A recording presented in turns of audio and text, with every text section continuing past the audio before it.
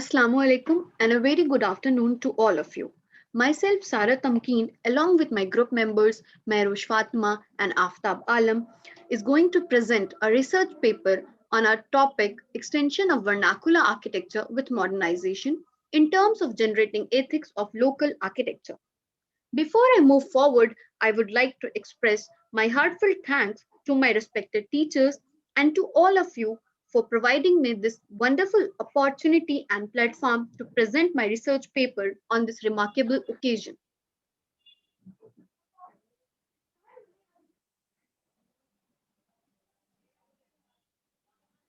Introduction. Human civilization has evolved with time, keeping its prolongation through amalgamation with the surrounding environment, and is dependent on the conservation of nature. Vernacular architecture is basically the architecture of people. It is built keeping in mind need of people, demand of people, built in relation with surrounding environment, site, climate, topography, geography, local material, labor, and techniques. Vernacular architecture is a style which fulfills all the needs of local people by means of construction materials, nature, showing their culture and tradition, environment, history, economy, and need of local people. Another reason due to which this style is significant to frame and design architecture of society is that they use local material, construction techniques, and designing. It is a type of structure designed for the need of people and not intentionally planned. According to famous architect F.L. Wright, vernacular architecture is a folk building growing in response to actual needs fitted into environment by people who knew no better than to fit them with native feeling. Famous architects like Charles Correa, B.V. Doshi, and Laurie Baker, all of them were involved in vernacular architecture during modern era.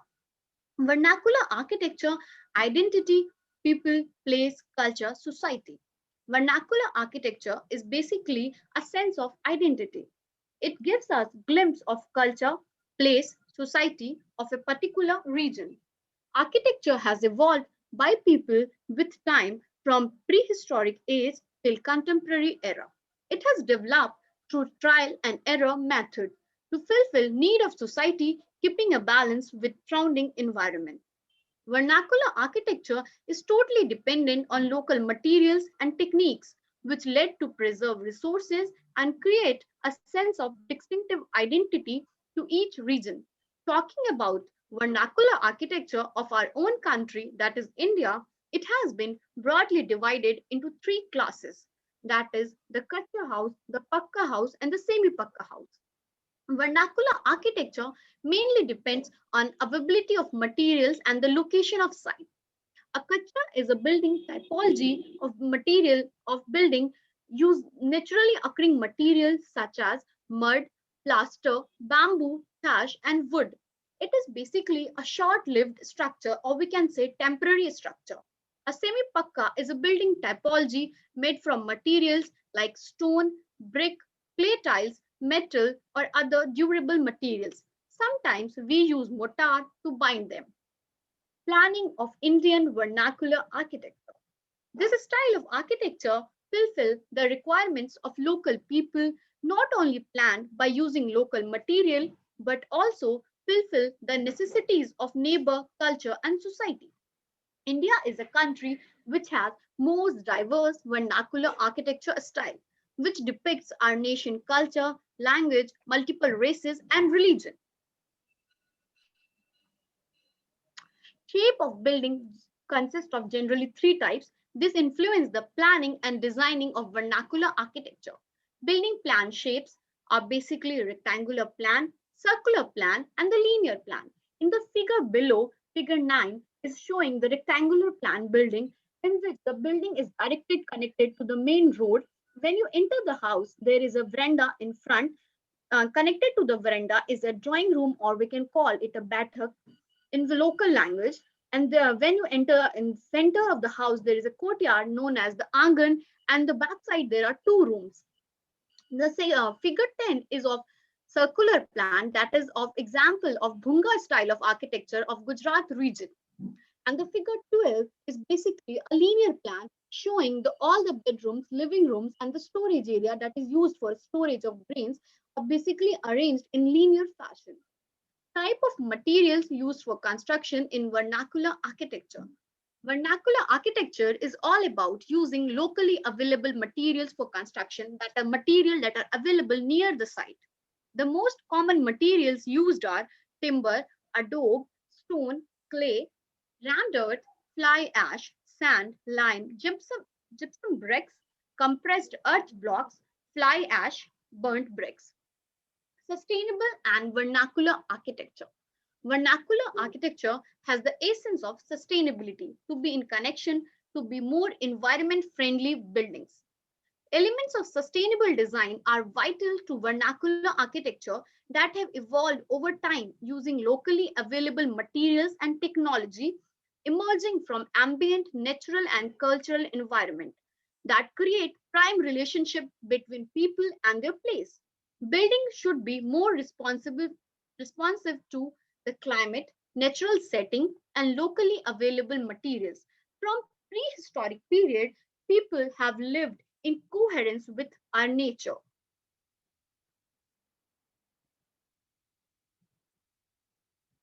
Traditional architecture was more sustainable compared to architecture practice that is practiced nowadays.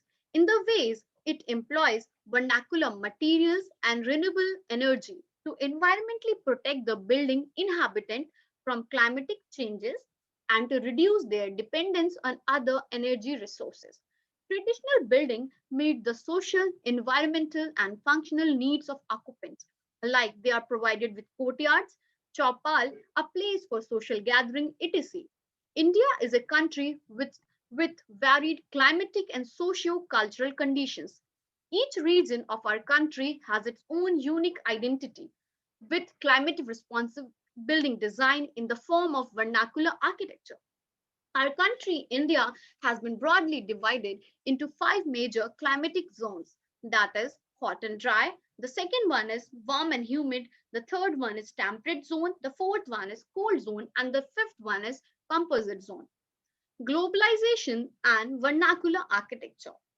Vernacular architecture, construction techniques, and skills are acquired by people from various communities and backgrounds from their forefathers through ages. But with emergence of modernism, these techniques and local crafts are fading away as demand for them is declining day by day.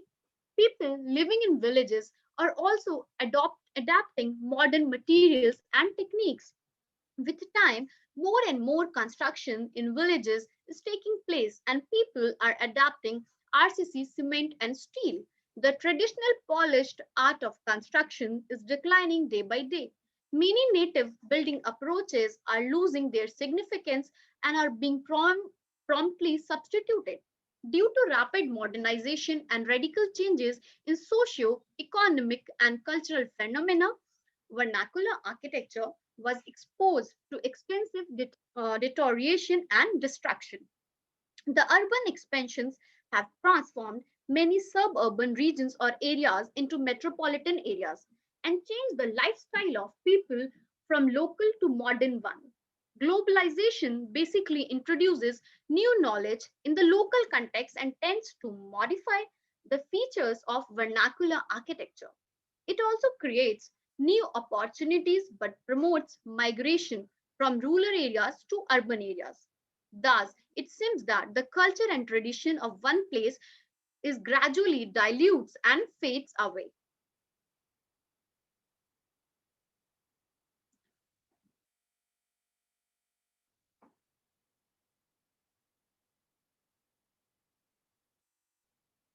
So your mic is mute.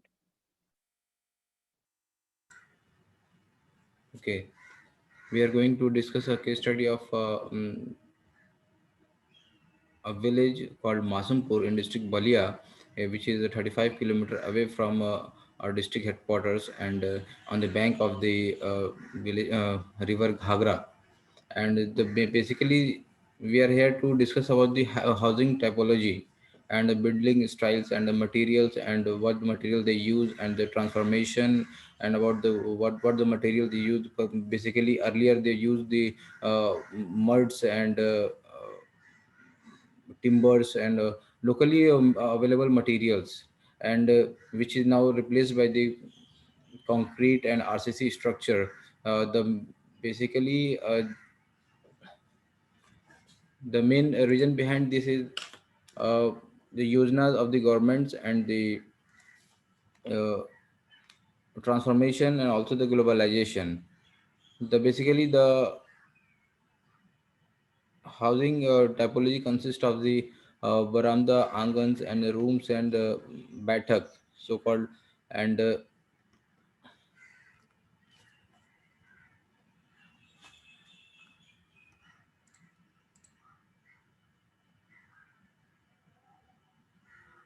okay, and the material which is used earlier was bricks and timbers and thatch roofs. And as we talk about the transformation, the housing patterns, and now the mud houses are replaced by the RCC structure. And also the main reason behind the transformation is migration and globalization. And the main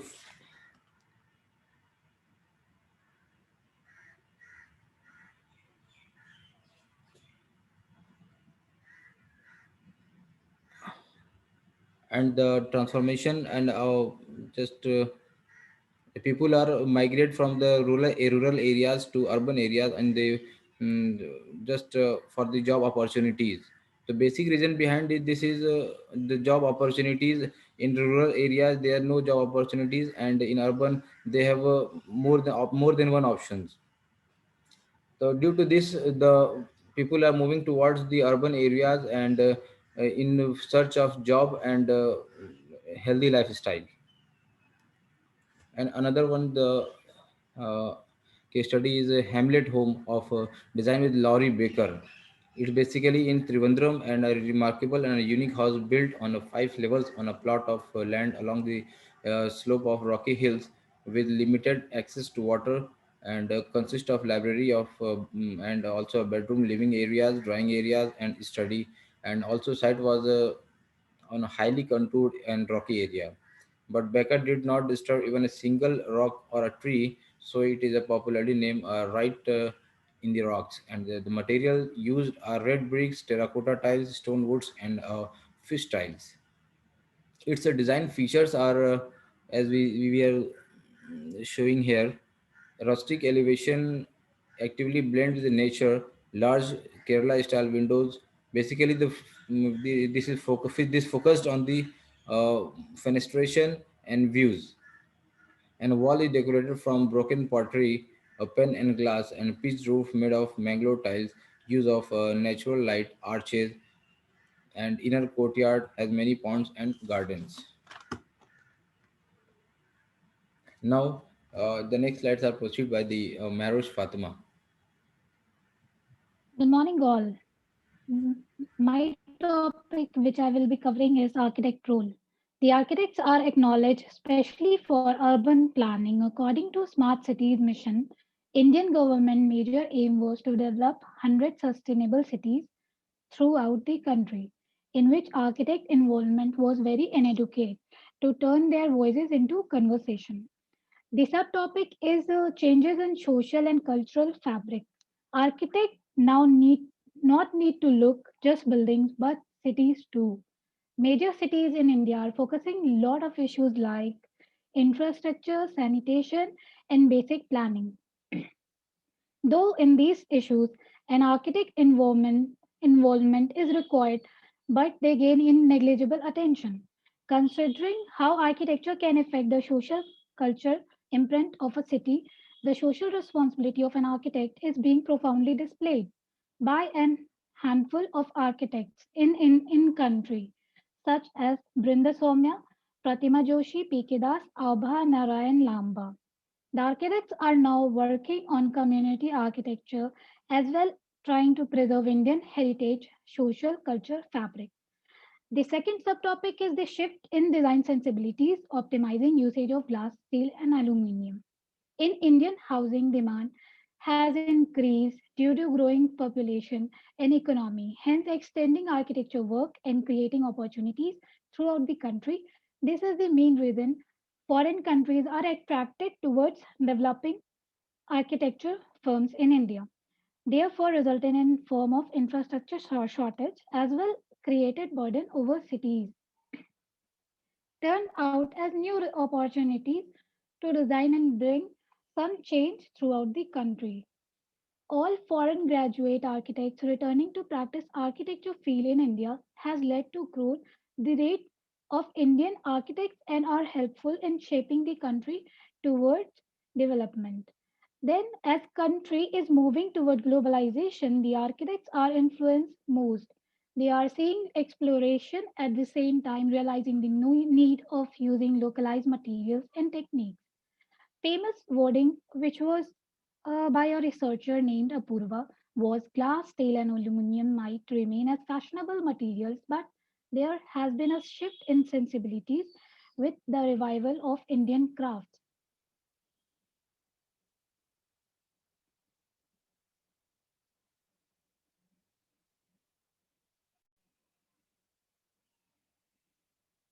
Next,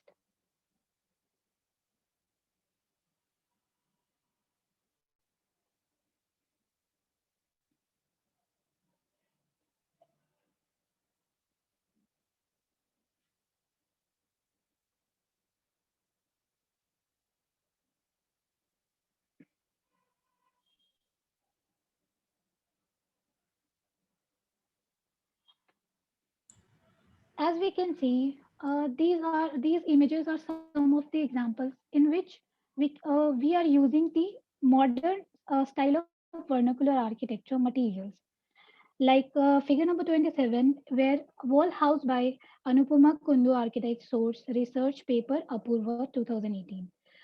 Now, this is when the role of vernacular art and sustainable architecture begins by using natural and local building materials like mud, brick, bamboo, clay, and stone, etc. By incorporating these materials, we will be able to relate building to surrounding nature. Moving towards sustainability, showing Indian culture by incorporating vernacular architecture, sustainability, creating architecture by reflecting nature.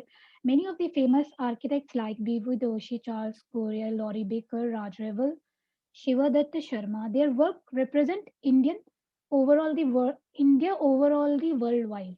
These images are the example of these famous architects. Young architects such as Sanjay Puri, Morphogenesis, Matthew and Ghosh architects, late Revathi Kamnath, Neelam Manjuta, and many more have changed the perspective of society by placing traditional culture and context in a design, making it more resourceful and meaningful architecture. Though through all these major changes in thought process of Indian society, the architects are now able to win many competitions and able to take it towards evolution.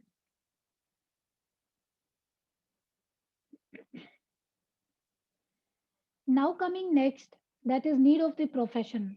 What our profession need is like globally the world is moving towards modernization. This what leading to dissipate the importance of local culture, tradition and identity.